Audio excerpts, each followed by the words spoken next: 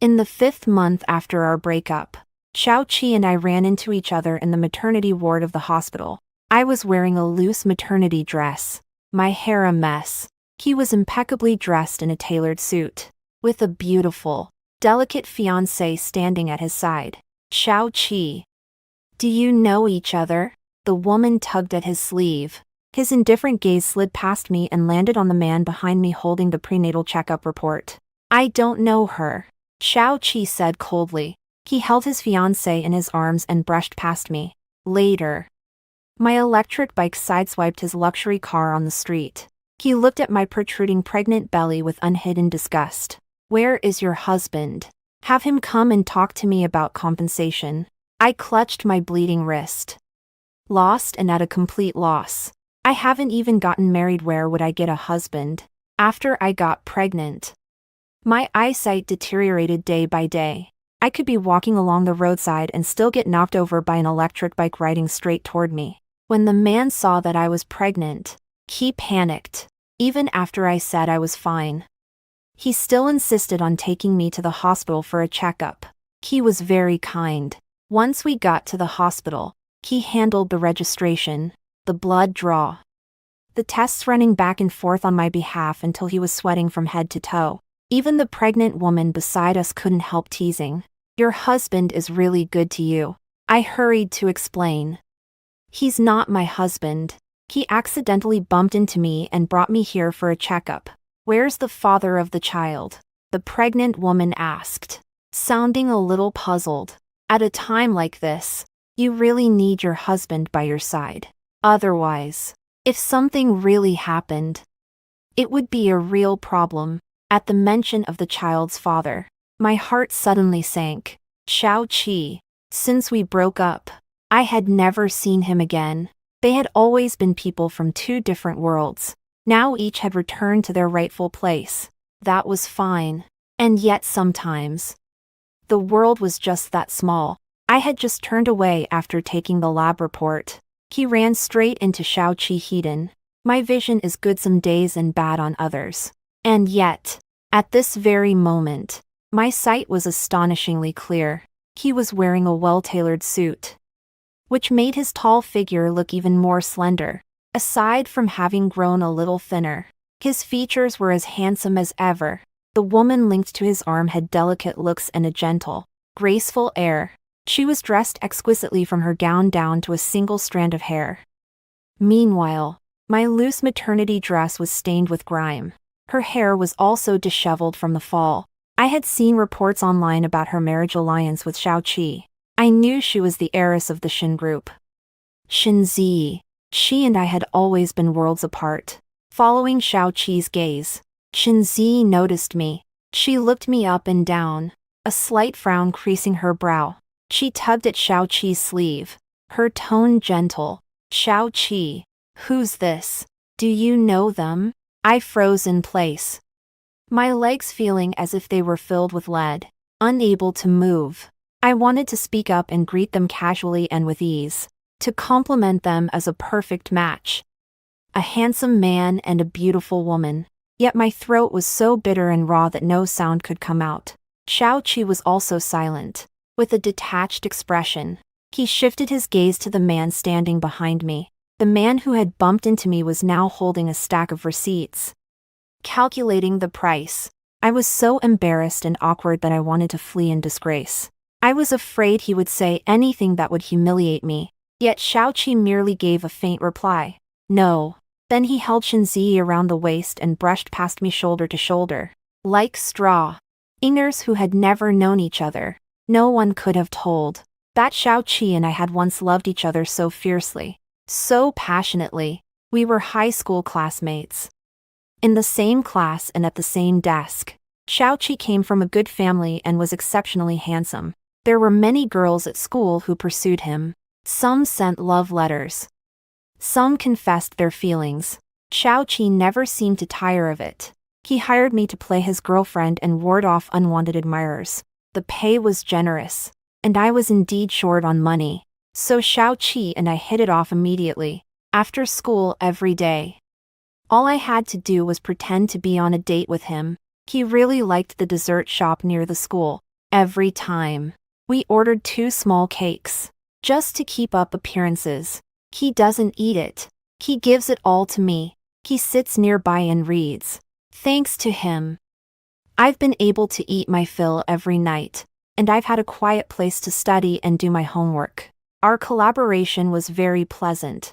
He found peace and quiet, while I used the income to pay my college tuition smoothly. Perhaps it was a coincidence. We enrolled in the same university for college, though they were in different majors. The teaching buildings weren't far apart.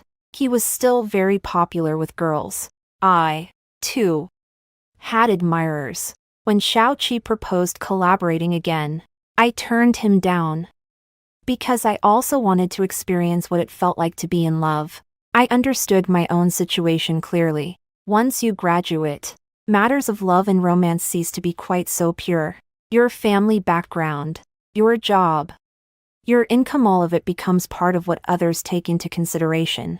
After Xiaoqi learned the reason, he still convinced me. He said he could let me experience what it felt like to be in love, and still pay me. That really was the best of both worlds. So once again, we hit it off at once. Xiaoqi and I began dating like any ordinary couple at university. Holding hands, eating together, going to the movies. At first, I didn't feel much like I was in love. I felt it was no different from pretending to be a couple back in high school. Until Christmas in my sophomore year. My dorm and Xiaoqi's dorm had a joint get-together. The game we played was truth or dare. Xiaoqi drew a dare. He had to share a passionate kiss with the opposite sex present. In the eyes of our classmates, he and I were a couple, so naturally we were teased. When Xiaoqi leaned closer, he whispered softly in my ear, "Is that okay? If you mind, I can accept the punishment too." His warm breath brushed away at my ear. A faint, tingling sensation spread over me. I clenched the hem of my clothes and nodded nervously. When the soft warmth of his lips came against mine, my heart seemed to skip a beat. The chairs in my ears seemed to drift near and far. Xiaoqi's large hand cradled the back of my head, drawing me toward him with just the right amount of pressure. The tip of his tongue gently pried open the barrier of my teeth. The temperature around us suddenly rose, and my heartbeat began to quicken. This kiss was even more immersive and lingering than I had imagined.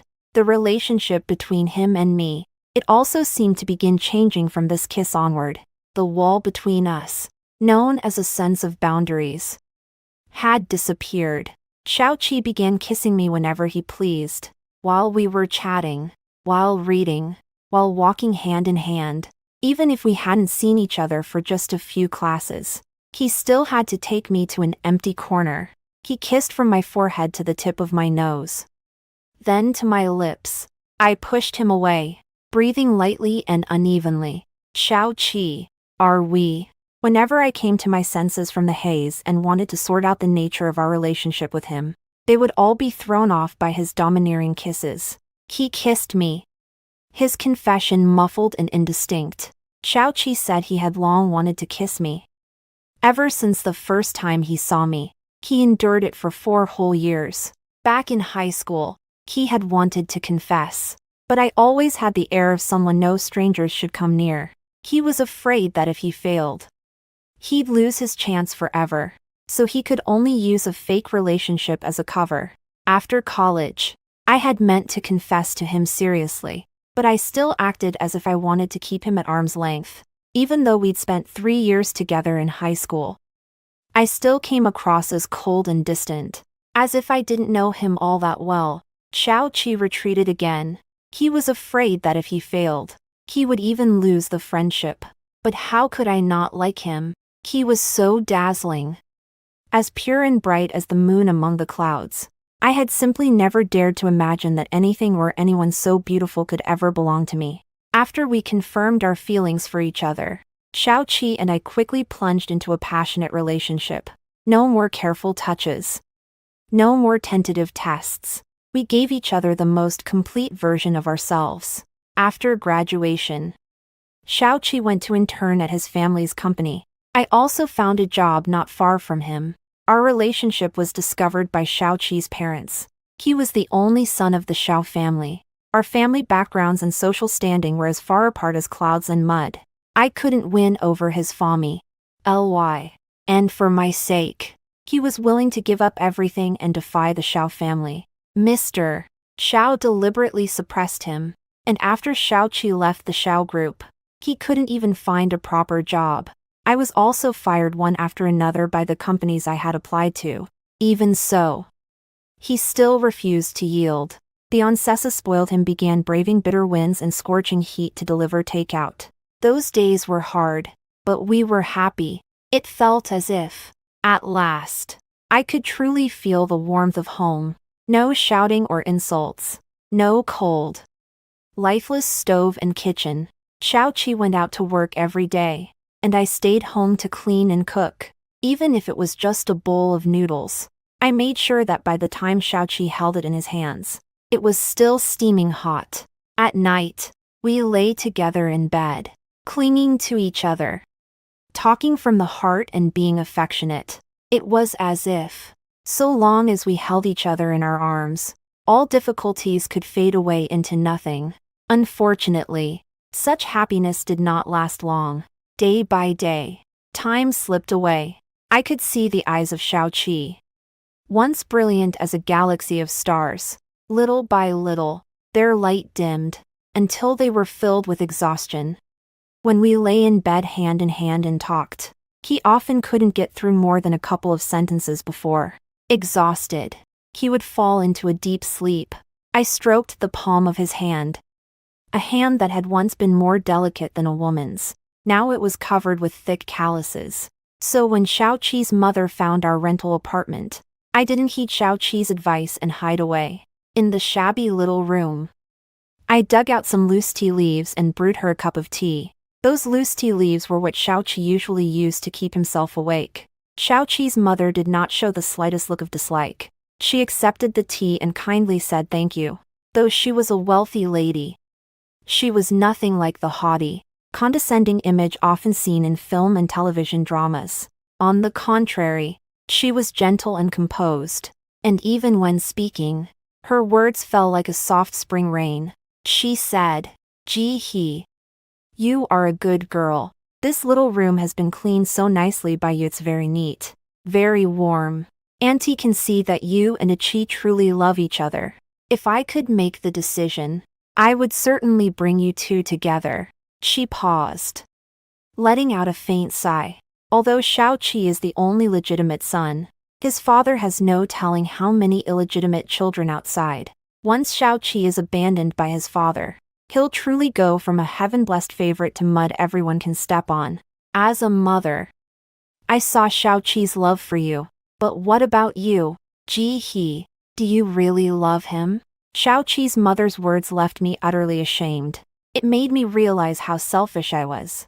In February, the weather was warm one moment and cold the next.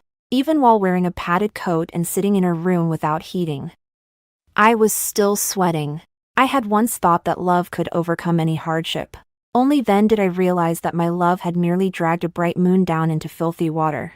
I decided to let go, to return the moon to the night sky. I gave up the apartment, blocked every way he could contact me, and hid away. But Xiaoqi still found me, with reddened eyes. He asked me why I had given up. I asked him in return, without the Xiao family, if I'm with you, what can you give me? A comfortable life, or a promising future? I looked at him coldly, his stunned expression reflected in my eyes. My tone calm. Xiaoqi, I don't want to keep pretending anymore. I thought that if I could hook you, I'd be able to defy fate and change my life, to cross the class divide. I never thought it would be this hard. Xiaoqi, let me go. I want to take advantage of being young, while I still have a little beauty left. Find someone to marry who comes from a better family than mine. Have children early, and live a good life. I watched the light in Xiaoqi's eyes dim little by little. He spoke, his voice hoarse. Were you with me for the Xiao family's money? I let out a cold laugh. What else? If you don't have money, we won't even begin. Isn't that what you know best? Only the well-born produce romantics. Someone of my background has to fight with everything they've got just to stay alive. How could you possibly expect me to have any real feelings for you? Even though I had already said every humiliating word there was to say. Xiao-Qi still moved closer. Humbled and lowly, his large hand closed around my wrist. Ji-he, give me just a little more time. Without the Xiao family's money, I can still make sure you live a good life. I held back from looking at Xiao-Qi's wounded, disappointed expression. I shook off his hand and kept mocking him. I don't want to wait anymore. In days without money, even love is left with nothing but embarrassment. When you held me, all I could smell was sweat. In a rental with no soundproofing. I didn't even dare make a sound. Xiao-Qi, how about you go back and be your young master? Accept the wife your family arranged for you, the one who is a suitable match. If you really like me that much, I can be your mistress. Having both money and love, what's wrong with that? At that instant, all the color drained from Xiao-Qi's face. Ji-he, you make me feel sick. With trembling hands, he pulled the silver plain ring from his finger and threw it to the ground. I hope you get the life you want soon. As Xiao-Qi drove away, I crouched down, picked up the silver ring stained with mud, murmuring through tears. I wish you a bright and promising future as well. I found out I was pregnant half a month after we broke up. My periods have always been irregular, but not having come for 2 months was indeed a little unusual. Only after going to the hospital for an examination did I learn that I was already 7 weeks pregnant. I couldn't bear to have the child aborted. And it wasn't only because of Xiao-Qi. I still have many relatives in this world. But there is no one left who loves me. There are many kinds of love in this world. Yet only a child's love for their parents is the most selfless, the most pure. It was an instinct that did not bother with gains or losses. Because of that selfish motive, I kept the child. In the early stages of pregnancy, I could move around easily, and there were many light part-time jobs I could do. My material desires were not high. While taking care of myself, I also managed. I could still save up some money. By the 4th month of pregnancy, her vision suddenly began to deteriorate. Sometimes everything before her would blur into a haze, making even simple, unhurried movement impossible. The doctor said it was due to the pregnancy hormones, and that it might only get worse as the pregnancy progressed. It's possible it will recover after childbirth, but it might not, and surgery may be required. So before giving birth, I want to save as much money as possible. After leaving the hospital, I ran into my man. Before he left, he pressed 1,000 yuan into my hand. He said, "You're so young, and now that you're pregnant, no one's looking after you. That's really pitiful. From now on, when you're walking, be a little more careful." After thanking him, I accepted it. When people are in dire straits, there's no need to forego money just to save face. After that day, life went on as usual. When my vision was good, I went out to take on part-time jobs. When it was bad, I stayed home and took on some copywriting work. Perhaps fate had yet to run its course. In just 10 short days, Xiao-Qi and I met again. My electric scooter scraped against his Maybach. While turning right on the bike, my vision suddenly worsened. This time, I could barely see anything at all. I fell over with the scooter. From the sound of it, the electric scooter's handlebars must have scraped and scratched the car door. Fortunately, when I went down, I managed to brace myself with my hands against the ground. My stomach was fine, but my wrist was scraped raw, burning with pain. I knew the injury to my wrist was no light one. Warm liquid kept gushing out. I hadn't even realized it was Xiao-Qi I had collided with. With no time to tend to the wound, I could only clutch it tightly with my hand. I didn't even know where the person was. I could only bow over and over in apology toward a blurred figure. Only when Xiao-Qi spoke did I hear him ask, "Where is your husband?" Hearing his voice, I froze, my whole body stiffening. I had never thought that after breaking up. Every time I saw Xiaoqi again, I would be more and more embarrassed. My husband. I thought he had mistaken the man who knocked me down that day for my husband. That's fine too. Might as well let the mistake stand. He's very busy. At work. Xiaoqi laughed in fury. After 3 years together, I knew all too well that this was the harbinger of his anger. Work. He works that hard, and still can't make any money. He even made you come out pregnant and hand out flyers. I figured the flyers scattered out of my bike basket and caught Xiaoqi's eye. Call him now. Have him come over and discuss compensation with me. Yes. Back when we were living in that rented room. When life was hard and the days were lean, Xiaoqi couldn't even bear to let me go out and work. He said he could make money and support me. He was indeed very smart and able to endure hardship, even delivering takeout. He could earn a little more than others. He would spend time studying routes, and even complicated maps would quickly be memorized. The orders he sent were more numerous and faster than anyone else's. As soon as he made money, he transferred it to me first. The cheesiest thing he said most often on WeChat every day was, "Gee, if you want something, just buy it. Buy more delicious food and put on some weight. You're too thin. It hurts to hold you. Don't try to save money for your husband." Thinking of the past, my eyes stung with heat, and I was afraid I would start crying in front of him. I could only hurriedly fumble for my phone. How much will it cost to fix the car? I'll pay for it. Let's settle this privately. I'm in a hurry. I heard Xiaoqi let out a scoff. There was helplessness, and perhaps also mockery. This is the life you wanted. I clutched my phone, my cheeks burning hot, not knowing how to respond. Suddenly, my vision sharpened, and I saw Xiaoqi's gaze fall on my pregnant belly. In the depths of his eyes, there was unmistakable disgust. Fortunately, Shinzi in the front passenger seat got out of the car and walked over in time. She affectionately looped her arm through Xiaoqi's. "Achi, what's wrong with you today?" Shinzi's tone was gentle, laced with a coquettish plea. "My life is already hard enough as it is. Why do you have to be so petty? It's only a tiny scrape of paint. It won't cost much to fix. Why don't we just let it go?" With his fiancée gently coaxing him, Xiaoqi's expression finally softened a little. He gave a slight nod and pulled his arm back, as if he had no desire to tangle with me any further. Xiaoqi turned and sat back into the car. Shinzi looked at me with a light smile, her eyes brightening.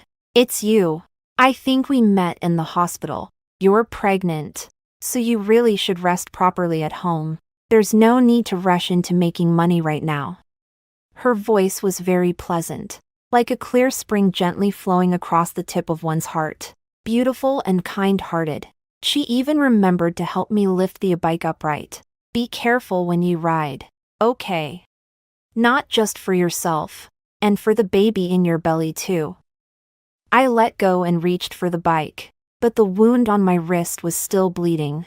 A drop fell to the ground, splashing into a bloom of blood. Shinzi cried out in alarm. "Ah, your wound is still bleeding." She turned back to look at Xiaoqi. "Ah, Qi, how about we take her to the hospital?" Xiaoqi glanced over, his eyes falling on my wound. I hurriedly covered it up. "It's nothing. Just a minor injury.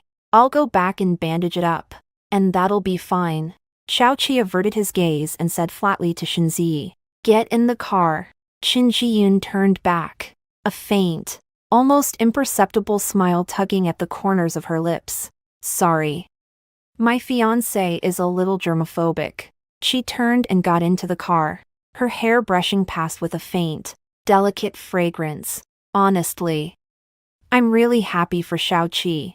Someone as wonderful as him deserves an exceptionally good woman to match him. Yet Xiaoqi's car still didn't start. He leaned forward slightly, looking past Shinzi at me. "Get in." I was a little surprised, and Shinxian's gaze at Xiaoqi was also tinged with bewilderment. I hurriedly waved my hands. "No need. I can manage on my own." Xiaoqi cut him off impatiently. Go to the hospital for an examination. So there won't be any disputes later. So that was what he was worried about. Don't worry. I'm already very grateful that you're not asking me to pay compensation. How could I possibly extort you? After saying that, I gave them a slight bow. Then I got on my electric bike and practically fled in panic. That night, after I got home, I cleaned and bandaged the wound on my wrist. The bedroom door was knocked on. When the door was opened, a strong smell of alcohol rushed in. Xiaoqi was standing right outside. He stood tall and straight, already restored to his former radiance. The blinding light looked utterly out of place against the long, tube-like apartment building. I was a little dazed and asked him, "What are you doing here?" His eyes were dark, and his voice was cold. "I'm not here to see you. I'm here to see your husband." Without waiting for me to nod, Xiaoqi sidestepped and entered the door. After glancing around the surroundings, his handsome brows furrowed. "Where is he?" I lowered my eyes, my voice faint. "He's working overtime. Call him and tell him to come back." Xiaoqi sat down on the sofa, his chest rising and falling as he held his emotions in check. Of course, I had no husband to play along with me, and I had even less desire to reminisce with Xiaoqi when I was in such a wretched state. I clenched my fists. "What are you looking for him for? If it's for compensating the cost of repairs, I can transfer the money to you right now. If not, you can leave now. As former lovers, now you have a fiancé, and I have a husband. We're not the kind of relationship where we can sit together and have a calm, peaceful chat." I pulled the door open and lifted a hand, politely showing him out. Xiaoqi stood up, strode over, and shoved the door shut. "What am I here to do?" "You're really defending him. I've come to ask your dear husband a few questions. Ask him whether the hell he's even a man, making his pregnant wife go out and work." He yanked open his collar irritably and paced with his hands on his hips to ease his anger. "Gee, didn't you say you were going to use your looks to find a good man to marry? So this is the man you found. How long has it been since we broke up? And you're already carrying his child. Would you die without a man?" Xiaoqi's words made my breath catch. My mind went completely blank, and a sour sting surged into my nose. I raised my hand and slapped him across the face. His face was knocked to one side. My hand also froze in midair. I had never imagined that I would ever lay a hand on the only person who had truly cherished me. I had never imagined, either, that he would hurl such vile words at me. Looking at me again, Xiaoqi's eyes were full of remorse and self-reproach. "I'm sorry. I'm sorry. I'm sorry." He pulled me into his arms, his arms tightening firmly around my shoulders. I couldn't break free. I could only let him bury his face in the crook of my neck. Again and again, he murmured his apologies. Xiaoqi had fallen asleep in my arms. It took me a great deal of effort to help him onto the bed. I sat by the bedside, gazing at his sleeping face. He had grown thin, even thinner than he had been 5 months ago. His jawline had grown even sharper, and his brows and eyes were tinged with a cold indifference. I still preferred the old Xiaoqi, because I knew all too clearly that the Xiaoqi of now did not belong to me. His phone kept ringing over and over. Every call was from Xinjian. I couldn't answer, and I couldn't let Xiaoqi stay the night, a resolve I had only just managed to make. A hard-won peace, each of us finally living our own lives. After hesitating for a long while, I still dialed Xiaoqi's mother. She soon came with people to take Xiaoqi away. Before leaving, her gaze lingered on my pregnant belly. I was already rather thin, and even my belly was smaller than that of others at the same stage of pregnancy. It might not even have been possible to tell my gestational age at a glance. For a long while, she only exchanged a couple of polite words with me. "Have you been doing well lately? If you need money, you can ask me. Don't go looking for Xiaoqi," I replied. "Don't worry. I won't take the initiative to look for him." Zhao's mother nodded and asked again, "How did Xiaoqi fall asleep?" He must have drunk a lot before he came here. Did he do anything else? Xiao Mu's eyes and brows were filled with suspicion. I felt offended and gently rubbed my pregnant belly. I'm pregnant, Mrs. Xiao waved her hand. Don't misunderstand. Xiao Qi he. She paused for a moment. He hasn't been sleeping very well lately. I was just asking casually. Xiao's mother patted my shoulder, her tone polite yet distant. You did very well. But if there is a next time, I suggest you don't open the door for Xiao Qi. The Shin family's little girl has a narrow mind and loves to be suspicious. An intolerance for others. After she finished speaking, her gaze fell once again on my stomach. Take good care of yourself. After Madame Xiao left that night, I dreamed of Xiao Qi again. The only difference was that it was no longer just him and me in the dream. Qinzi was there too. As Xiao Qi and I were fooling around in that rented room, Qinzi pushed the door open and came in. She wept pitifully, asking Xiao Qi why he had done something to wrong her. She accused me of interfering in her relationship with Xiao Qi, of being a despicable third party. I woke from the dream, drenched head to toe in cold sweat. Those awkward labels, mistress. The other woman appeared countless times throughout my childhood. My mother was the other woman.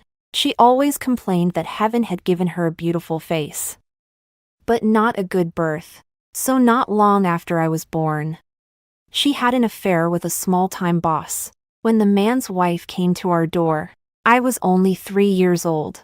I cried until my heart felt torn apart, watching the first wife rip at her clothes and hair, spitting at her, calling her a homewrecker, a seductress. My father found out about the disgraceful thing she had done, yet he couldn't bear to divorce her. He was both enamored of my mother's beauty and disgusted that she had cuckolded him. He cursed at her even more viciously than an outsider would have. Whore, slut. I heard those words almost every day. The husband and wife were entangled in their own knots of love, hatred, and vengeance. As for me, his daughter, there was neither guilt nor love. Perhaps because of my unusual family background, my emotions had always been steady. I was indifferent toward everything, and nothing ever managed to stir my interest.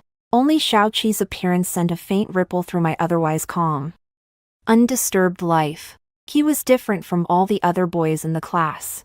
He wouldn't cast appraising eyes over my precociously developed body, nor would he creep up with that sleazy grin and ask whether my mother was the mistress. The scent on him was always fresh and pleasant. When our G's met, there was always a faint smile on his face, neither offensive nor distant. Leaning against the headboard for a long while, I thought I should move. The lease hadn't expired yet, so I probably wouldn't get my deposit back either. The landlady looked a little regretful. She tried to persuade me to stay. Auntie really took a liking to you. Your place is cleaned up so neatly and nicely. How about this? Auntie lowers your rent a bit, and you keep staying here. I thought it over, then still declined. I knew Xiao Qi. He already knew where I lived. He would still come again. I didn't want him to know that I was still single. Even more, I didn't want him to know that the child I was carrying was his. Otherwise, the same story would play out all over again. A few days later, I had more or less finished packing my luggage. Qinzi actually came to my door. She was wearing a moon-white long dress, her long hair slightly curled. Her manner of speaking remained just as proper and gentle as ever. Miss Ji He, may I have a word with you? The door closed, leaving only the two of us in the cramped little room. She saw the piles of luggage on the floor and looked at me with a bright, smiling face. Miss Ji He, are you getting ready to move? I nodded, and she let out a soft scoff. You should know that, if Xiao Qi wants to find you, he'll be able to no matter where you move. If Miss Ji He really wants to put an end to his hopes, then let's get married. I looked up in astonishment as she walked over to the sofa and sat down without another word. She reached out and handed me a file envelope. This is Suzhihausen form. Asian. Oh. The The gentleman who knocked you over that day. Take a look's quite a catch. A good match for you. Shinzi paused for a moment, then softly let out a few words. More than enough. The corners of her eyes lifted slightly as she smiled at me. The same gentle smile.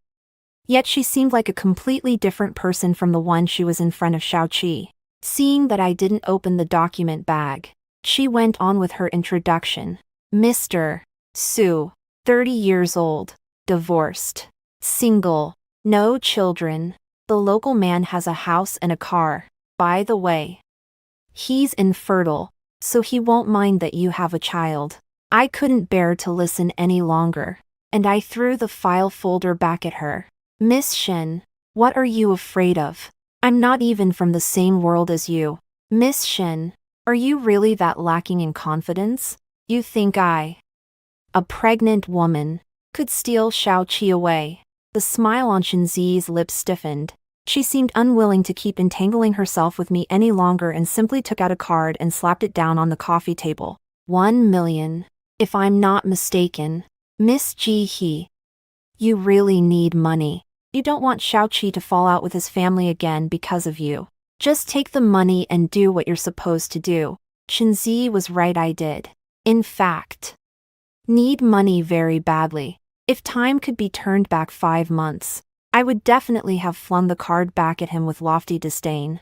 But now, I looked down at my swollen pregnant belly. I wasn't afraid of hardship, but my child couldn't have to suffer along with me. I steadied mice. LF and held out my hand to Shinzi. 5 million. I have no intention of getting married, but I'll cooperate with you and play this part. Afterward, I will leave the city, so that Miss Shen will have no more worries. Shinzi's brows lifted slightly. A look of disdain in her eyes. You certainly know how to ask for the moon. She rose and brushed at her dress as if something filthy had clung to it. I'll transfer the money to you tonight. You and Mr. Su had better try to cultivate some feelings for each other. Don't let Xiaoqi see through. Ugh, the flaw. After Shinzi left, true to her word, she transferred the remaining money into my account that very night. Money had been taken, and troubles were to be dispelled. I thought about it for a long while. In the end, I took the initiative to add Su Haoxia on WeChat. Shinzi should have already paid him off in advance, so he knew better than I did what needed to be done. We met a few times and exchanged some basic information. Su Haoxia had an average build and well-proportioned features. His appearance and demeanor were both quite upright. Once he put on the suit, he looked sharp and capable. I had mentioned my standards for a spouse to Xiaoqi before. A local, with a harmonious family, good character and a decent appearance were enough. It seemed to match Su Haoxia quite well. That should also be why Xiaoqi mistook him for my husband. A few days later, Su Haoxia and I went to Xiaoqi's company of our own accord. After explaining why we were there, the receptionist made a phone call. The secretary led us to the reception room. Xiaoqi was quite busy at the moment. We waited for more than half an hour before he finally appeared. Su Haoxia stood up awkwardly, but Xiaoqi was still on the phone and merely waved him back into his seat. He ended the call and sat down on the sofa opposite us, crossing his long legs. What is it? Xiaoqi glanced at me, his expression faint, without the slightest ripple of emotion. Mr. Xiao. I'm very sorry to disturb you. Su Haoxia nodded at Xiaoqi and placed a neatly stacked bundle of banknotes on the coffee table. Continue with the lines as planned. I went back and heard it from my wife. Only then did I realize she had accidentally scraped against. Xiaoqi frowned almost imperceptibly, with no patience to let Su Haoxia finish. He waved a hand to cut her off. As for the follow-up arrangements for the car repair, I'll have my assistant coordinate with you. If there's nothing else, you may leave. Xiaoqi didn't look at us again. He rose and walked toward the door. He was so cold and indifferent that I felt asking Su Haoxia to put on this little act was somewhat unnecessary. But Su Haoxia still insisted on playing the scene through to the end. I heard from my wife T. Hat you two used to be together. Mr. Xiao. We're very happy now. Although we're not rich or powerful, He and I are both very content. So, Mr. Xiao, I hope you won't disturb our lives again. Xiao-Chi stopped in his tracks and turned back to look at us. His expression was composed. Indifferent. He said, before, I really did find it hard to let go. But now, seeing He living the life she had wanted, I wish her well.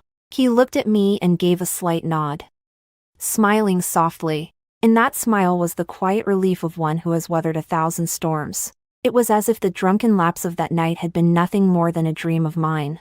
The stone in my chest finally dropped, and my heart suddenly sank as well. After Xiao-Chi left, Su Haoshou was somewhat puzzled. Mr. Xiao seems pretty rational. Does Miss Shin really need to go to such great lengths? I took a breath and found my voice again. A marriage alliance between wealthy families, it's only normal to be cautious. I'll have to trouble you, Mr. Su, to play your part to the end and send me back. Su Haoshou nodded with an awkward grin. Of course. If you help someone, help them all the way. If you send the Buddha all the way to the west. After leaving the reception room, I told Su Haoshou to wait for me downstairs. I went to the restroom by myself. After getting pregnant, the further along the months went, the easier it was to feel the urge to use the restroom. Once it was over, my vision blurred again. It seemed I had also begun to grasp some patterns. My eyesight was affected not only by pregnancy hormones, but also by fluctuations in my emotions. Fortunately, I had gradually grown used to it.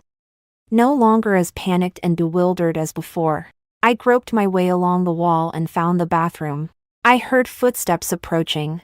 I reached out a hand and took the initiative to ask for help. Hello.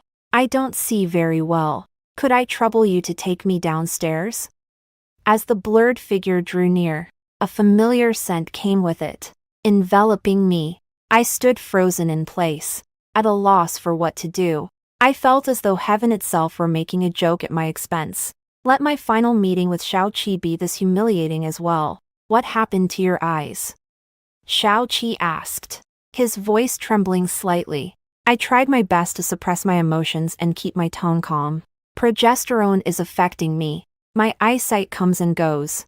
It'll get better after you give birth. It's okay. I can manage the stairs myself. Just as I was about to withdraw my hand, Xiao-Chi's large hand firmly took hold of it. I'll take you. Xiao-Chi said nothing more. He held my hand and slowed his pace.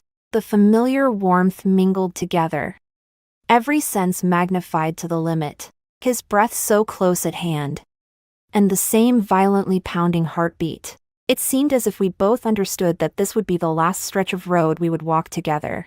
So Xiao-Chi and I tacitly said nothing more. He saw me to the building entrance. He saw me to Su Haoshou's side.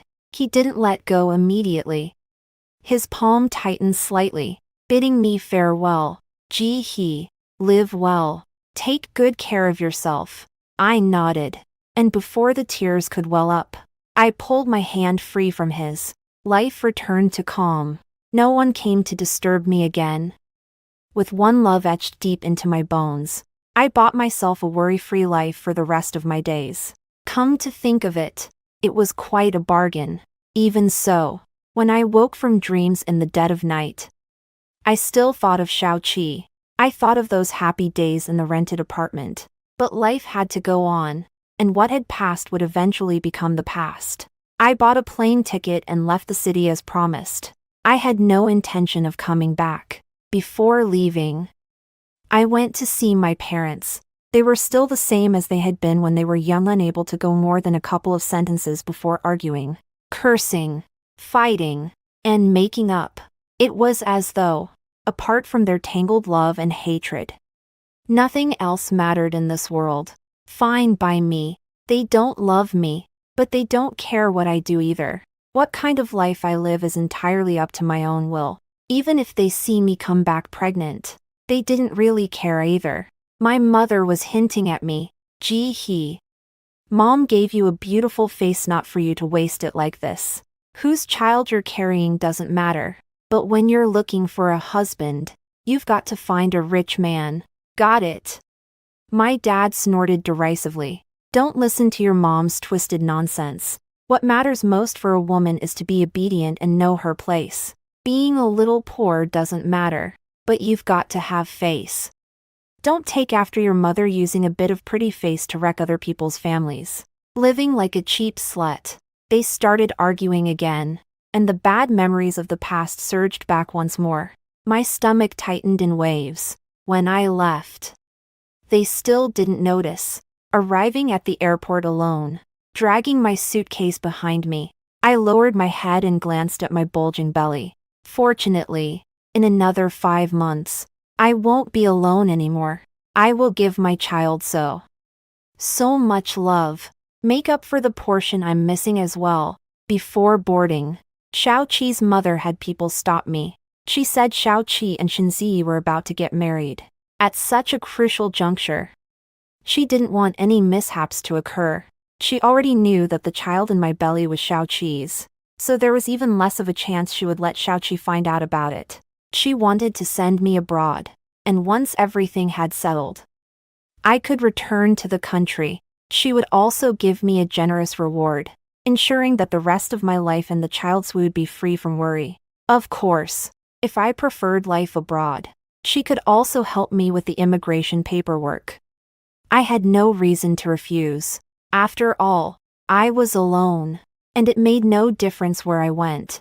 I was sent to London by Xiaoqi's mother to wait out my pregnancy. She handled all the formalities herself, perhaps because she was mindful of the child in my belly. In addition to arranging my accommodation, she also found a Chinese auntie to take care of my daily needs. The auntie was brisk and capable, and she didn't talk much. She didn't ask many questions about me or my situation.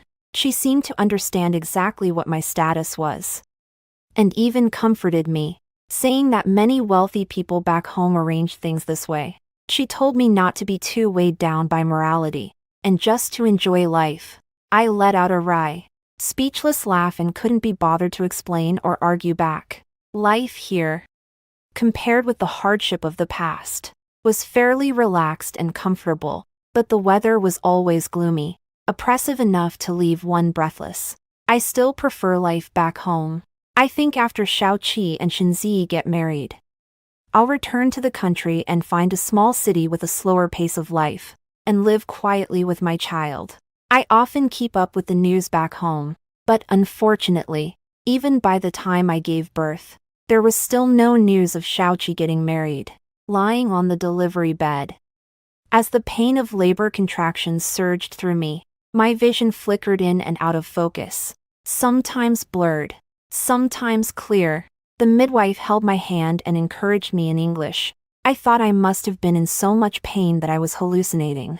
In a daze, the midwife standing beside me turned into Xiaoqi. He bent down, looking at me with tender eyes and brows. He said, "Ji-hee, pull yourself together. We'll soon have a child of our own." When the delivery room rang with the baby's piercing cries, the world before my eyes also fell into a blur. When I came to, there was no sign of Xiaoqi in the delivery room. I knew it was just my hallucination a moment ago. The midwife placed the tiny little bundle of baby into my arms. "I'm really happy for you." A wrinkled little pink bundle. Not pretty at all, yet my eyes grew wet at the corners. This is the child that belongs to Xiaoqi and me. I gave birth to a girl. I named her Jian. There was no profound meaning behind it, only the hope that she would live a life of peace, health, and smoothness. During my confinement period, the aunt took very good care of me. My eyesight had finally recovered as well. Everything was moving in a better direction. On the afternoon of my daughter's 100th day, I held her in my arms in the backyard and basked in the sun. Xiaoqi suddenly appeared before my eyes, just like in that day's hallucination. His brows and eyes were tender as he gazed at me with a smile. He reached out and held me in his arms. Then he said, "Let me hold my daughter." Before I could even come to my senses, he smoothly and naturally took Jian into his arms. Xiaoqi lowered his eyes to look at the soft, well-behaved daughter in his embrace, the corners of his lips curving slightly, and Anne's eyes and brows look more like mine. The mouth is like yours small.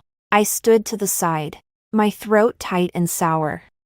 Emotions surging within me, and yet I still couldn't help asking him, "How did you know I was here?" "Your fiancé, Shinzi." Xiaoqi frowned and handed Jian over to the auntie. He pulled me into his arms and, displeased, bit lightly at my lower lip. "Do you have to ruin the mood at a time like this?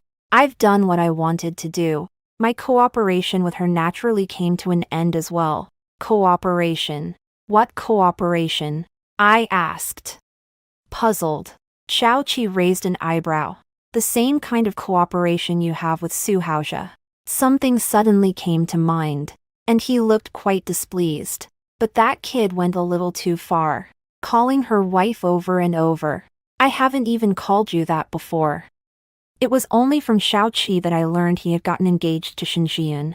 They had made it clear from the very beginning that it was a mutually beneficial partnership. In order to make Xiao father lower his guard, Xiaoqi had been promoting his own people within the company, laying the groundwork to seize control. What Shinzi wanted was very simple. After Xiaoqi became the company's actual controller, the 2% equity stake in his hands, it had originally been a win-win partnership. But Shinzi had to let wild ambitions take root. Yet it was precisely because of that Xiaoqi sensed something was off.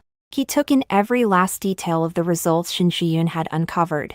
Then he secretly arranged for his mother to send me abroad, so that he could put his mind at ease and deal with the old guard in the company, as well as his father's illegitimate son. Now that he held the real power in the company, Xiaoqi had nothing left to be wary of. His life, his marriage could make all of it his own decision. I asked him, "If you hadn't met me in the hospital, if it hadn't been for that accidental car crash, would we have missed each other just like that?" Xiaoqi shook his head. He told me very seriously, even on the day we broke up, he truly believed the cutting, heart-piercing things you said. But in his heart, he never gave up on our relationship. He was even certain that, apart from him, I would never fall in love with anyone else. He wanted to grow strong and take wing as quickly as possible, and then come back for me, but I never expected that when we met again. I was already pregnant, and the one standing behind me was also the person I had once described to him countless times as my ideal partner. That was why he lost his composure and said things he did not mean. It was only after drinking that he finally gathered the courage to knock on my door. It was also from that night that he realized my husband and my marriage might have been fake. Fortunately, fate had its way. We did not miss each other. Xiaoqi and I brought Jian back to the country. We didn't hold a wedding. Xiaoqi and I simply went and registered our marriage, but I knew the sense of security he gave me was far more dependable than any grand wedding. Xiaoqi's mother was very fond of Anan, saying she made up for the regret of never having had a daughter. As for Xiaoqi's father, I never did get to meet him. I only heard that after Xiaoqi retired, he settled in Sanya to enjoy his later years. As for Shinzi, I would occasionally run into her at gatherings. She had married an arranged husband from an equally well-matched family, still as refined and beautiful as ever, though an air of weariness would always surface inadvertently in the depths of her eyes. There was no shortage of young, ambitious girls around her husband. She always had to spend time, energy, and money to deal with them. When Xiaoqi learned that she had once used the same tactics on me, he was somewhat irritated and found her vicious. I patted Xiaoqi to comfort him. "Where is that vicious?" 5 million. She's clearly a bodhisattva. Xiaoqi, dissatisfied, pounced on me and pinned me down. "Am I only worth 5 million? Would you want 100 million now or not? You'll take it whether you want to or not."